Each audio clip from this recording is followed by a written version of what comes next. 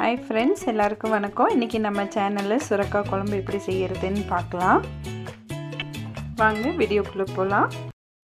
நம்ம சேனலை இதுவரைக்கும் சப்ஸ்கிரைப் பண்ணாதவங்க சப்ஸ்கிரைப் பண்ணிக்கோங்க. இப்போ ஒரு கடாயில ஒரு ஸ்பூன் எண்ணெய் எடுத்துக்கலாம். எண்ணெய் காஞ்சதும் 2-3 பட்டை போட்டுக்கலாம். கூடவே 2-3 கிராம்பு, 2 ஏலக்காய், இது எல்லாத்தையும் சேர்த்து லைட்டா வறுத்துக்கலாம். மல்லி ஒரு ஸ்பூன் சேர்த்துக்கிறேன். 1/2 ஸ்பூன் சீரகம், 1/2 ஸ்பூன் சோம்பு, குருமிளகு 1/4 டீஸ்பூன், வரமிளகாய் 4 சேர்த்துக்கிறேன்.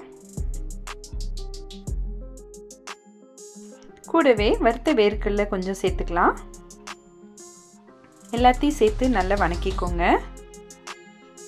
நிறமாக ஆகிற வரைக்கும் வணக்கிக்கோங்க. வரமிளகாவை தனியாக எடுத்து வச்சுக்கோங்க, ஏன்னா அது அதிகமாக வணங்கிரும்.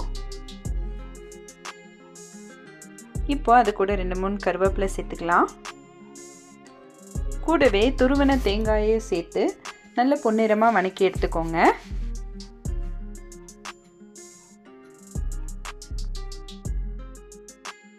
காஷ்மீரி சில்லி ஒரு 1/2 ஸ்பூன் சேர்த்துக்கிறேன். இது நல்ல கலர் கொடுக்கும். நல்லா இப்போ ப்ரௌனாக வறுத்து எடுத்துட்டோம். இப்போ இதை மிக்ஸி ஜாருக்கு மாற்றிக்கலாம். இது கூட ஒரு 1.5 தக்காளியை சேர்த்து நம்ம பேஸ்ட் மாதிரி அரைச்சி எடுத்து வச்சுக்கலாம்.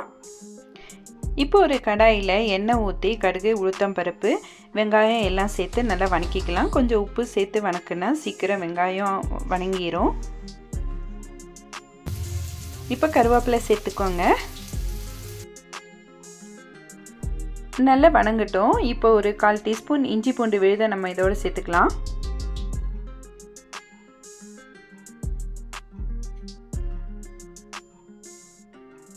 இப்போ நம்ம அரைச்சி வச்சிருக்க மசாலா இதோட சேர்த்துக்கலாம். சேர்த்து நல்லா பச்சை வாசனை போகிற வரைக்கும் நல்லா கிளறி விடுங்க. அதுலேருந்து எண்ணெய் திரிஞ்சு வர வரைக்கும் நல்லா வேகட்டும். இப்போ 1/2 ஸ்பூன் மஞ்சத்தூள் சேர்த்துக்கோங்க. இப்போ நம்ம கழுவி அறுத்து வச்சுருக்க சுரைக்காயை இதோடு சேர்த்துக்கலாம். சேர்த்து நல்லா கிளறி விடுங்க. மசாலெல்லாம் இப்போ சுரைக்காயோடு நல்லா சேர்ந்து வரட்டும். இப்போ மசாலா நல்லா பிடிச்சு வந்த உடனே நம்ம மிக்ஸி ஜாரில் இருக்க தண்ணியை நம்ம இதோடு சேர்த்துக்கலாம்.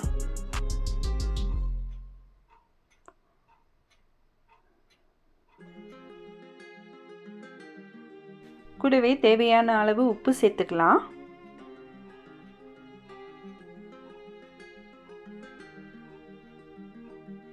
நல்லா கிளறி விட்டுட்டு மூடி போட்டு ஒரு 15-20 நிமிஷம் நல்லா வேக வச்சிருங்க. பாருங்க, இப்போ நல்லா வெந்துருச்சு, நல்ல மணமாகவும் இருக்குது. இப்போ மீதம் இருக்கிற அரை தக்காளி இது கூட இப்போ சேர்த்துக்கலாம். சேர்த்து ஒரு 2-3 நிமிஷம் மூடி விட்டுருங்க. பாருங்க, இப்போ நல்லா வெந்துருச்சு.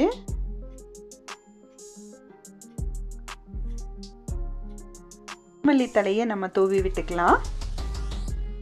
சூப்பரான சுரைக்காய் குழம்பு ரெடி ஆகிருச்சு. நீங்களும் செஞ்சு பாருங்கள், ரொம்ப நல்லா இருக்கும்.